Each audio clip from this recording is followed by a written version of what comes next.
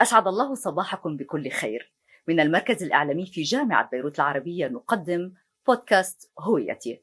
هو أو هي كيان أو كينونة يمثلان مضمونا وفحوى لهوية فرد أو عراقة لغة أو أصالة شخصية اعتبارية. هي في هوية اليوم الثقافة في أكبر صروحها، مكتبة الإسكندرية، أكبر مكتبة في المنطقة العربية، تحفة معمارية حضارية تشبه قرص الشمس أمام شاطئ مدينة تقع على البحر الأبيض المتوسط، متوهجة تستقبل ضوء المعرفة وزوارها من مختلف أقطار العالم. وهو ضيفنا رئيس هذا الصرح الثقافي العريق، الراعي لكل مخطوطة وكتاب عيني أو رقمي فيها، يواكب التطور والحداثة في أقسامها المختلفة ويثري محتوياتها الفكرية والعلمية. عنيت به أستاذ علم الاجتماع المستشار والبروفيسور أحمد عبد الله زايد، رئيس مكتبة الإسكندرية. أهلا وسهلا فيك دكتور أحمد، نورت بيروت ونورت جامعة بيروت العربية. أهلا بحضرتك، وحديثك جميل ولغتك رائعة. الله يخليك دكتور. نحن كتير سعيدين بهالزيارة، وطبعا في قبل ما نبلش بالبودكاست اليوم حابين نحضر سوا هوية ثقافية وعلمية لحضرتك. خلينا نتابعها.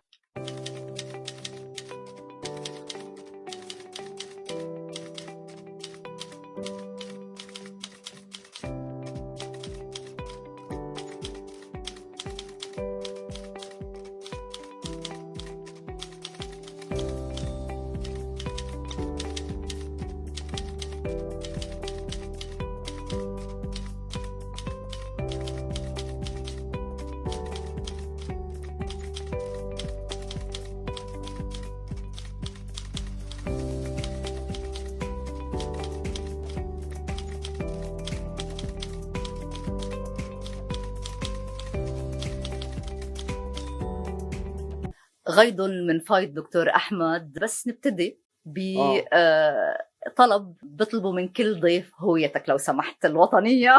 الهوية الوطنية أضعها في هذا الجيب في المحفظة وأحتفظ بها دائما معي، يعني وأستطيع أن أنا هذه هوية تشبه نوعا ما هويتنا اللبنانية بالحجم، ولكن ماذا تعني لك دكتور أحمد الهوية الوطنية تحديدا العربية؟ أنا طبعا دائما أفرق بين الهوية المكتوبة في بطاقة الهوية نعم. الرسمية وبين الهوية التي يعني يفهمها الإنسان بالنسبة لعلاقته بنفسه. فأنا دائما أعرف نفسي على أن أنا مواطن يحاول أن يكون صالحا، يحاول أن يبحث عن الحق والعدل والمعروف من أجل أن يجيد في العمل وأن يطمئن في النفس. لا يقول إن هو عقله جيد بمعنى أن أنا وصلت إلى هذه الجودة، لا، ده أنا ببحث عنها، وأيضا لم أصل إلى هذه الدرجة من الإطمئنان، وإنما أنا أبحث عنها. فدعونا نعرف أنفسنا بهذا الشكل، يعني هذا يبعدنا كثيرا عن فكرة أن الإنسان يشغل منصبا معينا أو يحتل سلطة معينة أو له خلفية أسرية حتى معينة أو عائلية معينة أو ينتمي إلى طبقة معينة. كل هذه تعريفات منافية للحداثة ومنافية للرؤية المدنية للحياة. الإنسان يصنع هذا الكرسي أو هذا المنصب وليس العكس، الاسم لحاله هو الذي يصنع هذه صحيح. الكينونة وهذه الهوية. صحيح. فالإنسان كينونة، ولذلك أنا بحيي حضرتك على فكرة الكينونة. الإنسان كينونة ليس منصبا. وأنا مرة وأنا كنت عميدا لكلية الآداب جامعة القاهرة في 2005 لغاية 2009 و2010، وسألوني في التلفزيون: أنت ما هو شعورك وأنت تجلس على كرسي طه حسين؟ فكان ردي: ليس العميد هو العميد ولا الكرسي هو الكرسي. طه حسين حد ذاته. أنا يعني لا تدخليني، قلت للمذيعة: لا تدخليني في وهم أن أقارن نفسي بطه حسين، فأنا لست طه حسين ولا الكرسي اللي بجلس عليه. الكرسي اللي كان جالس عليه طه حسين كان من الخشب، أما الكرسي الذي أجلس عليه فهو كرسي من البلاستيك. وده يعني يجعلنا نرتد إلى فكرة الكينونة اللي حضرتك بتتكلمي عنها، أن الإنسان لابد أن يكون باحثا دائما عن كينونة مستقيمة. اللي عم بتقوله حضرتك دكتور كتير يعني بيدلنا لأمور بيعتبروها الآخرين فلسفية، ولكن فلسفة الذات بحد ذاتها رح ننتقل لنحكي عنها أكثر.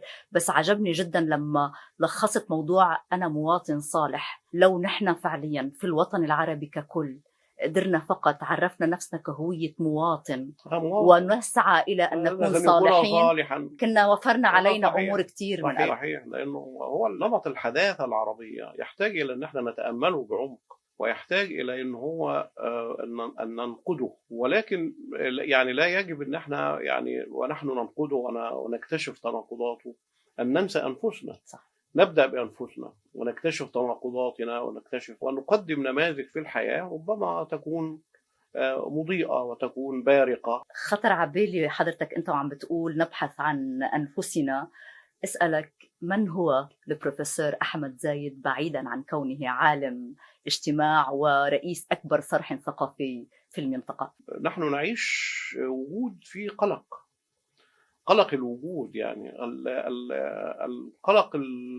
القلق على المستقبل، والقلق على النجاح، لأنه أنا من ضمن الأشياء التي تجعلني دائما أسير في المدينة خائفا أترقب كما كان يسير موسى، يعني إنه الخوف من الفشل. المسيرات التي يبقى فيها قدر من النجاح، وأنا كنت ناجح في حياتي بدءا من طفولتي في التعليم، يعني دائما الحياة فيها تراكمات، فيها قدر كبير جدا، فخلقت عندي إحساس قوي جدا بالخوف من التراجع والخوف من الانكسار أو الفشل، والخوف من الفشل. أليس هو درب أو حجرة تقف عليها لتصل إلى النجاح؟ الفشل بحد ذاته طبعا هو الفشل عندما يظهر، يعني طبعا في بعض الأحيان بيكون أساس للنجاح، ولكن إنسان، أنا خرجت من قرية بعيدة في الصعيد، وخرجت وأنا في سن مبكرة جدا، صغير في السن، في أولى إعدادي، يعني كان سني 11 سنة تقريبا، وكان الذي يريد أن يتعلم يذهب إلى، يعني أهله يعني يؤجرون له غرفة في المدينة بعيدا عن القرية، ونسكن نحن مجموعة من الأطفال في غرفة صغيرة ونعيش معتمدين على أنفسنا. فلازمنا الخوف لأنه دخلنا عالم المدينة ونحن صغار. يمكن أنا أكون محظوظ لأن أنا كان أسرتي كان لها علاقة بالمدينة، والدي كان يذهب إلى المدينة كثيرا، فوضعني عند ناس هو يعرفهم وكذا، وكنت أكثر يعني حظا من زملائي الآخرين. ولكن يعني هذه المسيرة بتخلق داخل الإنسان خوف من هذا العالم الغريب، وأنت كلما تعمقت في هذا العالم، عالم المدينة، ودخلت فيه، ثم انتقلنا بعد ذلك إلى القاهرة، وطبعا المدينة أكثر تعقيدا صحيح. باحثة عن النجاح، دخلت كلية الآداب وأنت أولى على المحافظة بتاعتك وجاية داخلة كلية الآداب، لابد أن تؤكدي ذاتك والإنسان ينجح، ففي رغبة أكيدة في النجاح يلازمها قدر كبير جدا من الخوف. كانت مثلا تقابلني مشكلة في الحياة مثلا، وأشعر وأنا طالب في الجامعة، وأشعر أن هذه المشكلة قد تعطلني عن تحقيق الهدف الأساسي، آتي بالورقة كده وأكتب فيها بعض الكلمات كده، يعني اترك كذا واترك كذا واترك كذا، لا تنسى هدفك ولا تنسى مسعاك الحقيقي، وأدعو الله كل يوم وأنا أدخل جامعة القاهرة أن أظل فيها لا أغادر. بين الإنسان دائما علاقة مع المكان. يعني أنا درست في جامعة إيست أنجليا في إنجلترا لمدة عامين، يعني أثناء إعدادي لمرحلة الدكتوراه. عدت مرة أخرى أذهب إلى هذه الجامعة وأنا كل شغف في أن أرى المكان، وكل شغف في أنه، وعندي تصور كده أن أنا سوف أجد نفس الأفراد الذين قابلتهم وجلست معهم، وذهبت لم أجد أي شخص من الذين يعني خلاص، فلا سبيل إلى أن احنا نلقاهم إلا على صفحات الفيسبوك أو على الورق، بعيدا عن كونك الصديق والطالب المجد بكل المراحل. حياتك الشخصية دكتور بنحب هيك نعرف عنها، هل هناك ارتباط بأحد من أفراد أسرتك؟ عم تعطينا هيك نموذج هو اللي شحذك بأمور إذا بدك قيمية ما وحطتك بهالقالب العلمي والأدبي اللي أنت موجود فيه؟ يعني أنا اهتمامي بالنجاح في الحياة الأكاديمية أخر علاقاتي الأسرية. يعني وكنت عايش بعيد عن الأسرة الأصلية الموجودة في القرية في الصعيد، وأنا عايش في القاهرة وحدي باحثا عن النجاح كما ذكرت. يعني شخص أضع عيني هكذا، يعني لا أسير هكذا إلا في القرية. عندما أذهب إلى القرية أجد نفسي أسير بهذا الشكل، أضع عيني في الأرض. ولكن وأنا في القاهرة رافع رأسي كده، قاصد التحدي أم قاصد أن المواجهة؟ أتحدى الحياة. وعندما أرجع إلى القرية أحس بالشعور، يعني لا أشعر، يعني لا أريد أن يشعر أهلي وإن أنا متعالي عليهم، وأنا ماشي دائما أنظر إلى أسفل. فهذه أخرت الارتباط الأسري. فأنا تزوجت وأنا سني يدخل على 40 عام، يعني في سن 40، وارتبط بأستاذة جامعية كانت تعمل في مركز البحوث الاجتماعية والجنائية، لسه حاصلة على الدكتوراه حديثا. وعشنا حياة مع بعض فيها قدر من التساند والرغبة في إن احنا، لأن هي أيضا كان لديها الرغبة الشديدة في النجاح. كان عندها بعض الصفات اللي هي تشتركوا عندي، فيها سوا، وهي من أسرة تحب العمل جدا، فكان عندها هذه الثقافة. فالتقينا وأنجبنا طفلين استطعنا أن احنا يعني نعلمهم تعليم متميز. الاثنان تخرجا من الجامعة الألمانية متخصصين في الشبكات نفس التخصص، ونظم المعلومات. والأم يعني للأسف تعرضت لظروف صحية مرضية، وعانت كثيرا من المرض إلى أن توفت من 3 سنين. يعني الله يرحمها، الله يرحمها دكتور. فهي حتى خبرة المرض تبقى فيها اختبار في الحياة، إنه الإنسان في هذه اللحظة يجب إن هو يقف إلى جانب الشريك حياته مهما كانت الظروف ومهما كانت التكاليف المادية ومهما كانت أي شيء، لأنه هو ده في الآخر خالص فكرة العطاء وفكرة المعروف. لأنه المودة والرحمة يا دكتور، المودة والرحمة ثمة قيم أنا بؤمن بيها جدا. أنا كتبت كثير عن ما أطلق عليه الذات الأخلاقية، كيف تتشكل الذات الأخلاقية: معرفة الحق ومعرفة الواجب ومعرفة المعروف اللي فيه العطاء للآخرين. فعلى الأقل تخليه يعيش الفترة اللي هو بيعيشها ونحن كنا نعرف تمام المعرفة إنها يعني حالة منتهية. أنا على الأقل لا يعاني ويبقى في عنده قدر من السعادة، حتى وإن كان السعادة زائفة. يعني بروفيسور أحمد، يعني ما عرفت هيدا الجانب بشخصك، بس أنا بقدر أقول لك يمكن على قدر أنه معزة زوجتك، بس أنا شفت الإنسان حاليا فيك، وهيدا أبلغ ما ممكن أنه الواحد يشوفه بأي حوار. الإنسان الباحث عن الجوهر، لأنه قرأنا كتاب إريك فروم المظهر والجوهر. هي الحياة فيها مظهر وفيها جوهر. صحيح. في ناس بتغريهم الأقنعة ويحبون لبس القناع، وفي ناس يكتشفون أن الحياة أقنعة فيخلعون الأقنعة ويعيشوا حياتهم الحقيقية ويؤمنون بأن يعني هم بشر مثل الآخرين، فيكتشفون إنسانيتهم. حتى مصادر السعادة يعني قد تتحقق من أشياء صغيرة. صحيح. بسيطة جدا. يعني أنا بحقق سعادتي من حاجات بسيطة جدا. يعني أنا عامل حلقة قراءة أدي لها 18 عاما، من أجلس كل يوم 2 الساعة 3 والآن الساعة 7:30 نقرأ كتابا مع بعض اسمها منتدى القراءة، ونضع حتى مبادئ في القراءة أنه نحن نبتهج بالجهل ونحن باحثون عن المعرفة والعارفون يمتنعون، وبعض المبادئ كده.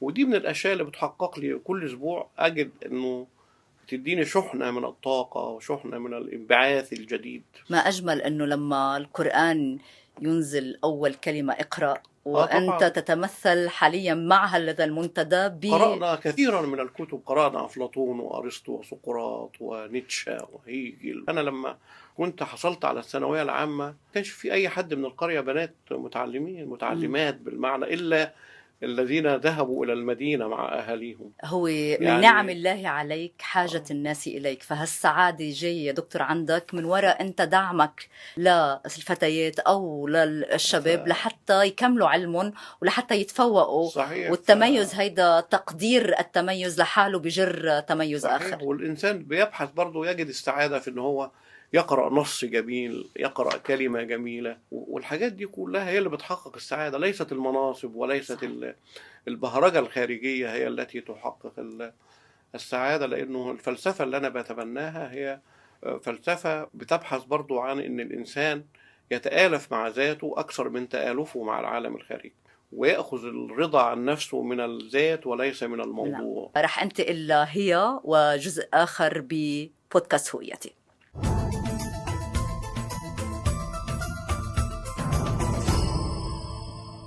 الثقافة في إبداعها وتجسدها الحضاري هي مكتبة الإسكندرية، بل الثقافة في أبهى حللها. تقرير مصور يحملنا إليها.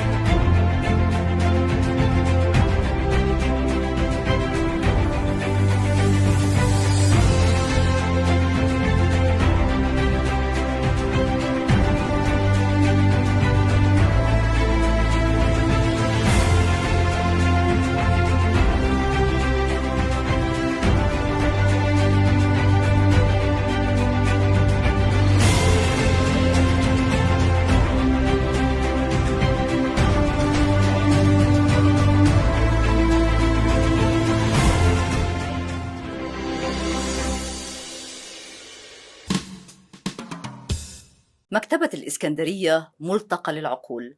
قبل الولوج في هذه التحفة دكتور أحمد، نحن اليوم نلتقي على هامش ملتقى في جامعة بيروت العربية برعاية رئيس الجامعة البروفيسور وائل نبيل عبد السلام عن أطفال تحت القصف.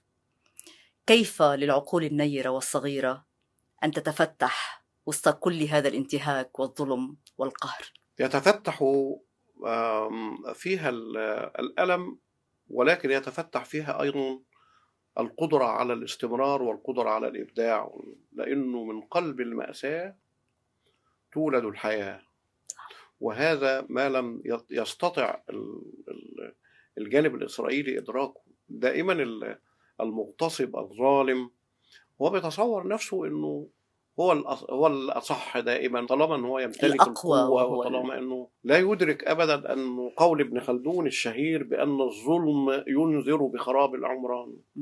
يعني من قلب هذا الظلم هيتولد كثير من التطرف وكثير من الكراهية. صحيح. ولكن هيتولد أيضا كثير من الأمل، لأنه هؤلاء الأطفال الذين دهسوا وتعرضوا لظلم كبير وتعرضوا لكل هذه المخاطر، ويعني الموت والجوع والتشرد وترك تهجير وفقدان الأسرة وفقدان الأهل وفقدان المكان وفقدان اللعب، فسوف يشب وهو يعني عنفوان، عنده قدر من المشقة. ولكن من قلب هذه المشقة أنا أعتقد أنه الأمل بيتولد والقدرة على الاستمرار، وهو ده اللي يجب أن هم يعني هؤلاء الغاشمون يتذكرونه جيدا. يعني من داخل الألم يتولد الأمل.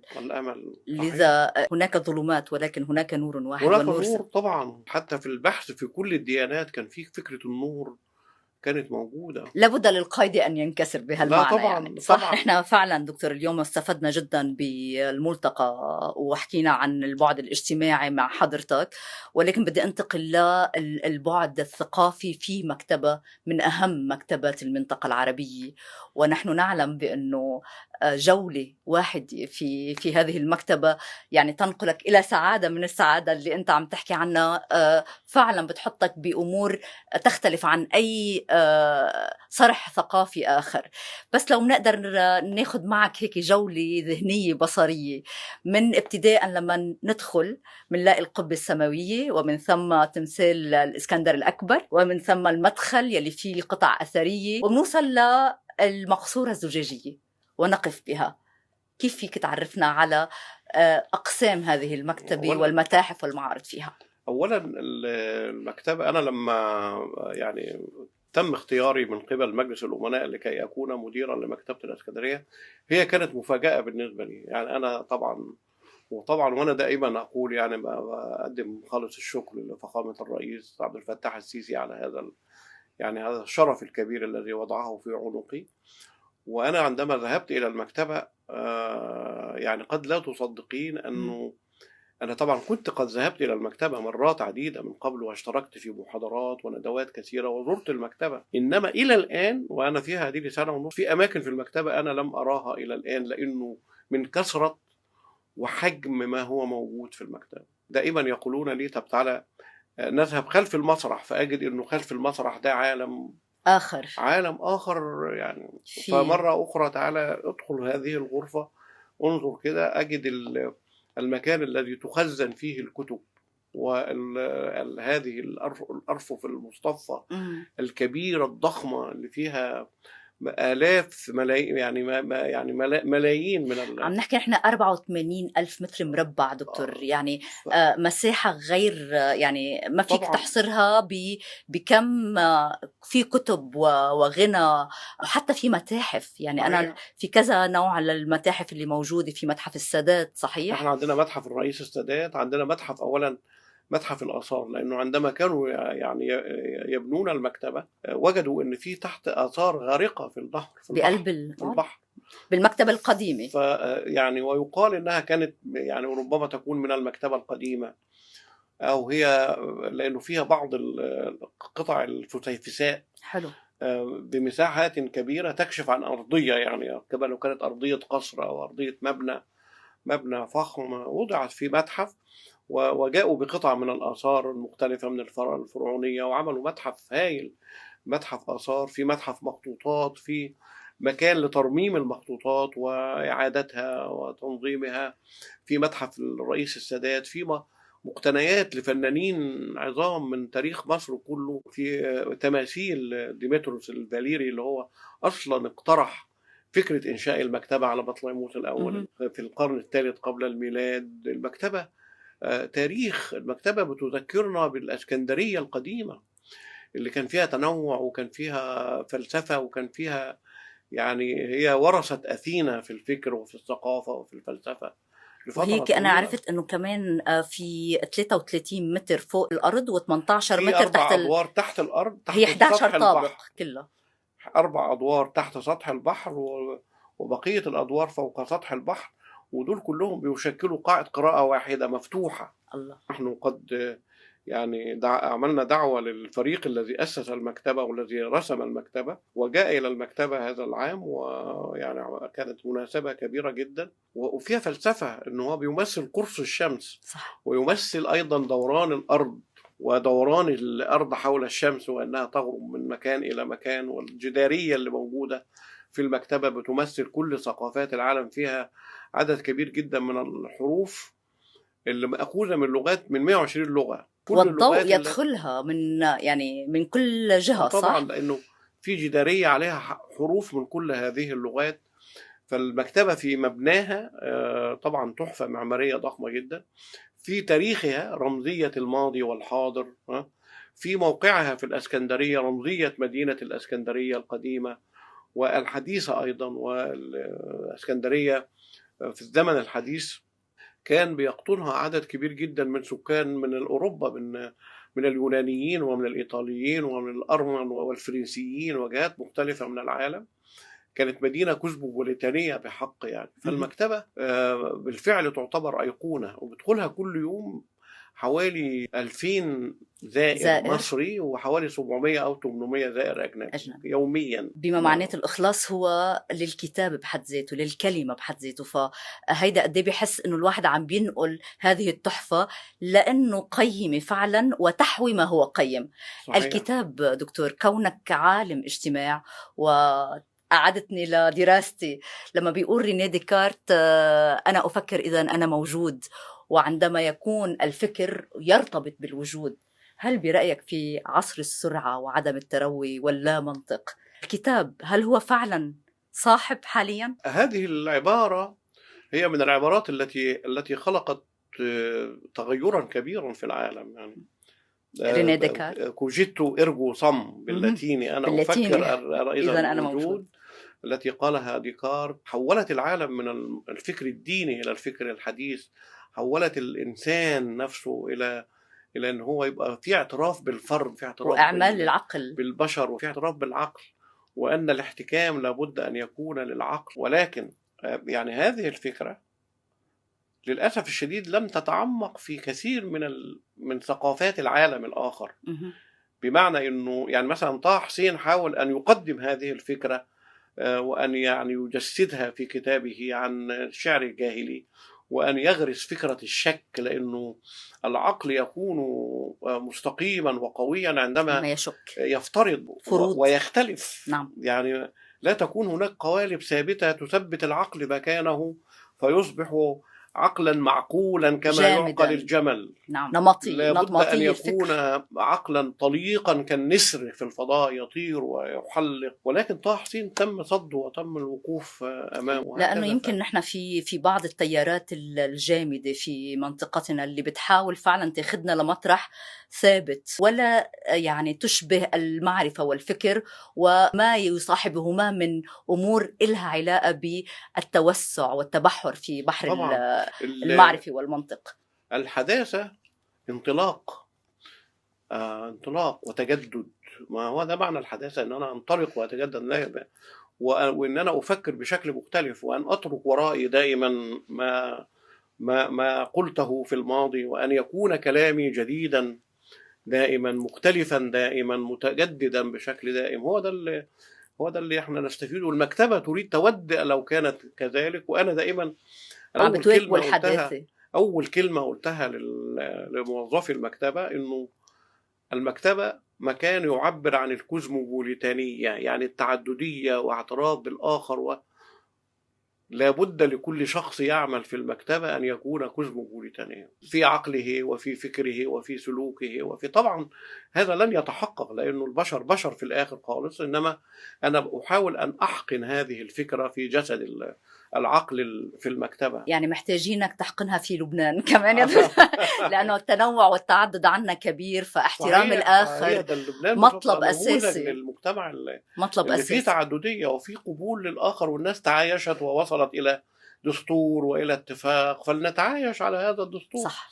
فنتعايش على ما وصلنا إليه من الاتفاق. بدي انتقل للبنان وأسألك كمان رأيك بهالزيارة، ولكن الكتاب معي جميل جدا لم أستطع أن أتخطاه دكتور. في نصوص الخروج، هل من طريق للخروج إلى الذات، وفي معنى الخروج إلى الذات وليس من الذات، يعني هيدا بليغ. بس بدي أقول جزء كتير أثر فيه: لا تسعى فلسفة الخروج إلى رجم الواقع أو التعالي عليه أو هجره، بل ترتد إلى الذات، تناجيها وتطرح عليها الأسئلة لتبحث عن عثراتها وانكساراتها وكبواتها لكي تؤسس وجوداً مطمئناً. رجعنا للمطرح اللي أنت حكيتنا عنه، السعادة والطمأنينة بالبساطة، ولكن بين يدي كتاب من تأليفك دكتور. هل بعرف أنه مكتبة اسكندرية فيها دار نشر، هل هي من ده من دار المعارف صراحة. دار المعارف مش من قلب المكتبة، ولكن إذا بتحكينا شوي عنه. هذا الكتاب على صغره بهذا الشكل هو بعتبره أفضل كتاب أنا كتبته، وبعتبر أن النصوص فيه هي جزء مني وجزء من تكويني النفسي، وأنا اخترت كلمة الخروج. كنا بنقرأ نص كانت، عن مانويل كانت، عن التنوير. فهو عرف التنوير بأنه خروج من دائرة القصور العقلي. هو ده تعريف كانت للخروج. الخروج من دائرة القصور العقلي. هو ده التنوير، أن تكون شخصا منيرا، أن لا يكون، نرجع لديكارت مرة أخرى، فهو نعم. يطور ديكارت أن يخرج من دائرة القصور العقلي. فأنا جلست أتأمل هذا كنت أكتب نصوص، فبدأت أسميها نصوص الخروج. وقلت بيني وبين نفسي أن الخروج العقلي يتطلب له متطلبات، يعني فكيف أنا أخرج من القصور العقلي وأنا مليء بالتنشئة الاجتماعية الغليظة، وعلي عصا كبير العارفين تضربني في كلما ذهبت، والأصوات تنبر في أذني في كل وقت، والوجود الذي أعيش فيه وجود فيه قدر كبير جدا من الكوابح ومن الأمور المقيدة لحركة العقل وحركة فالأمر يحتاج إلى مراجعة. فلنرجم أنفسنا، فلنكتشف أنفسنا، فليكون بداية الخروج هو أن أكتشف نفسي من الداخل، وأن أعرف انكساراتها وكبواتها وكيف، يعني ما الذي شكل هذا الوجود وما الذي يشكلنا. فبدأت أكتب أمور كثيرة جدا عن معنى الجمال ومعنى الكمال، وأسأل نفسي كيف يكون الكلام وما هي منظومات الكلام. في كتير من النصوص عن الكلام، وأنه حياتنا ربما تكون مليئة بالكلام أكثر من مليئة بالأفعال والتفكر وبدأت أتأمل كثير من هذه كنت أكتب نصوص قديمة، ولكن أتيت بنصين قديمين فقط من النصوص القديمة وضعتهما، ثم النصوص التي بدأت أكتبها تحت بند نصوص الخروج من 2011 إلى الآن. الكثيرون من تلامذتي استقبلوها بشكل، يعني مثلا في كثير من تلامذتي لم يكن يقرأها أو يهتم بها، قرأوها بالكتاب. وبعض الناس كانوا يتصورون إني عندي مشكلة نفسية، عندي اكتئاب، أحد يقول لي أخرج شوية كده تفسح. وبعض الناس كانوا يتصورون أنني أنقل هذه النصوص من أماكن أخرى. أنا كنت لا أسأل، وحتى كتبت في الآخر خالص وأنا بكتب المقدمة الكتاب، يعني بشكر اللي قرأوها وعلقوا عليها، ولكني أيضا أشكر من أهملها لأنه دفعوك أكثر لحتى ترجع. طبعا. وأنا سعيد بها جدا، وما زلت أكتبها، لأنه يعني في محاولة اكتشاف النفس بهذا الشكل. فأنت بتحاولي تخرجي إلى دائرة أفضل، تبقي أنت عارفة نفسك إلى مقام بسميه أنا مقام الإطمئنان اللي أنا بدأت بيه الكلام، صح. أو مقام الانبعاث الأخلاقي. أنا عايز أبقى كويس، أنا أريد أن أكون شخصا مستقيما، فأبدأ في أن أنا أطلع الأشياء القذرة التي في داخلي، والأشياء التي أراها حولي وأتأملها فيبقى الخروج، النصوص جزء من الخروج. والخروج هنا ليس محاولة للهروب من المكان ولا من الزمان، ما هوش خروج كده ان انا، ولا هو محاولة لان انا اتعالى على الاخرين او ان اصعر خدي لهم. ده هي كلما خرجت وكشفت نفسك كل ما زاد انخراطك في الحياة. حاولت ان انا اكتب النص اللي حضرتك اخدتيه من الكتاب، انا حاولت ان انا اكتب حوالي 10 صفحات في البداية أطلقت عليهم نحو فلسفة للخروج. قد تدعيني أقرأ نصا أكيد. واحدا. أنا كتبت النص ده أثناء حكم الإخوان المسلمين. كيف تبتل نفوسنا بالأمل، وصاحب الدولة يرى الحياة من ثم الخياط، وتضيق رؤيته حتى يعشى، ويحتقر أمهاتنا اللائي أرضعننا الحب والإخلاص. وهل يختلف صاحب الدولة عن الرويبضة الذي تضيق رؤيته حين يرى الدين وكل ما يلحق به من قيم الشرف والحرية والعدل رجلا وامرأة؟ وهل يختلفان عن الإمام الخليفة الذي يأكل الطعام وتثقل حركته فلا يمشي في الأسواق، ولا انكسار للغريزة التي تأتي على الأخضر واليابس؟ هذه نصوص كتبت بهذا الشكل. ده كتب في 12 فبراير 2013. أثناء حكم الإخوان المسلمين. أنا بتشكرك على هذه الهدية الغالية. احنا حاجة بسيطة يعني. لا، الكتاب والكلمة من أغلى الأمور. بدي أنقل لك ثقافة بمنطلق آخر مصاحب للبنان وما تحبه في لبنان. لبنان يعني بلد له طابع خاص جدا، أهله يسعدون ويفرحون ويبتهجون في كل الأحوال. عندما تشق عليهم الحياة نجدهم سعداء، نجدهم يعني متفائلين. عندهم قدرة على الانفتاح على العالم، لديهم قدرة على فهم الآخرين، لديهم القدرة. لبنان هي نموذج لمستوى من الحداثة العربية، يعني تدفق وحداثة يعني لا نظير لها في كثير من البلدان العربية. يعني بتمنى يكون الصورة اللي بتشوفها عن لبنان تتجسد، لأنه فعلا نحن شعب متفائل وشعب مثقف وشعب فيه تنوع، والتنوع اللي فيه غنى.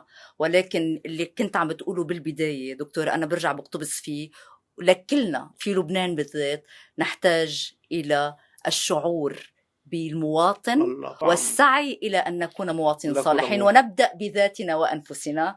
كل واحد يبلش بنفسه.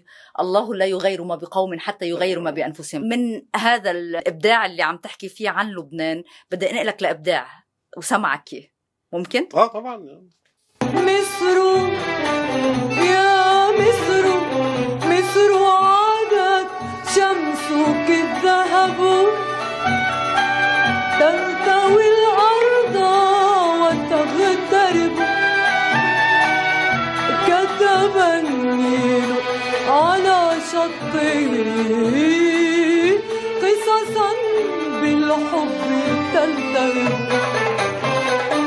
يكفي فقط أن لبنان أنجب فيروز، هي ويعني الأخوين رحباني، لأنه هذه كلمات وألحان. هذه الأسرة التي يجب أن احنا نكتب تاريخها. الأغاني بتاعت فيروز أغاني قصيرة، ولكن إذا تأملت كل أغنية تجد فيها موقف، وتجد فيها بعض الجوانب الإنسانية العميقة.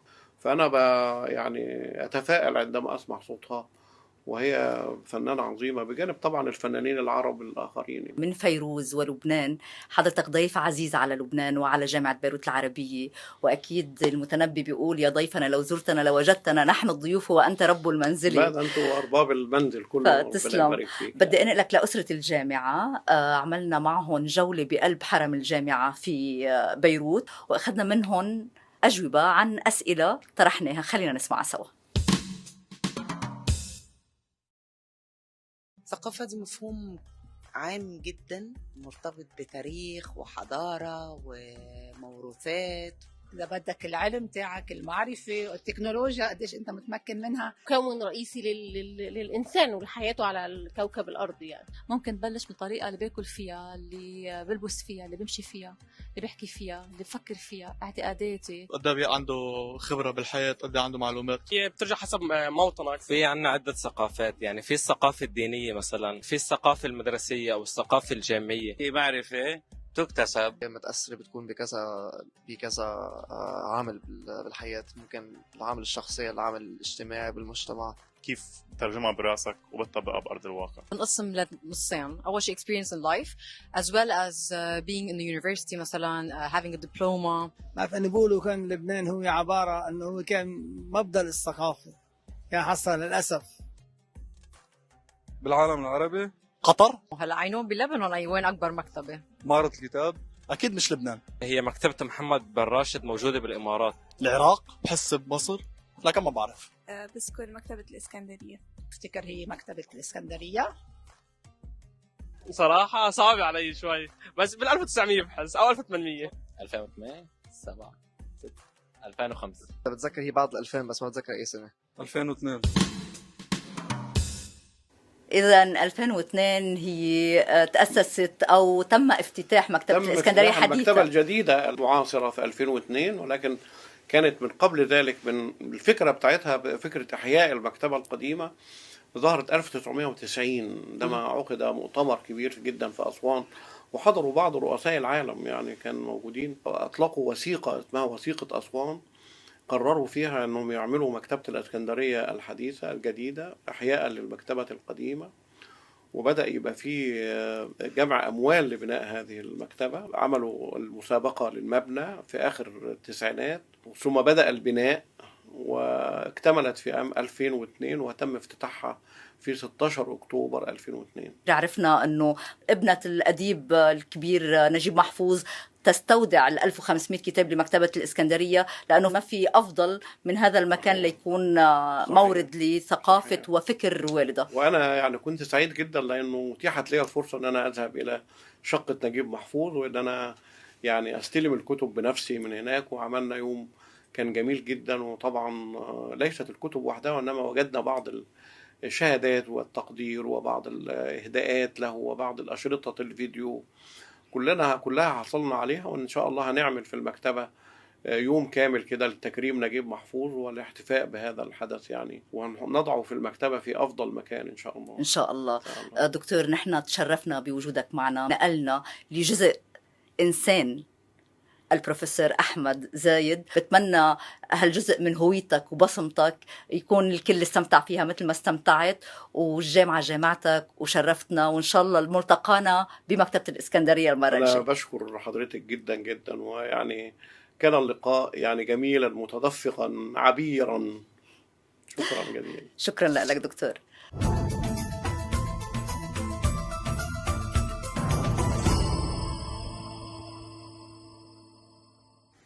هويتك صنع ايدك، هو البروفيسور أحمد عبد الله الزايد، هي الثقافة ممثلة بمكتبة الإسكندرية. شكل هويتي اليوم. كنا معكم في الحلقة الثالثة من بودكاست هويتي من المركز الإعلامي في جامعة بيروت العربية. ملتقانا في الحلقة القادمة. دمتم بخير.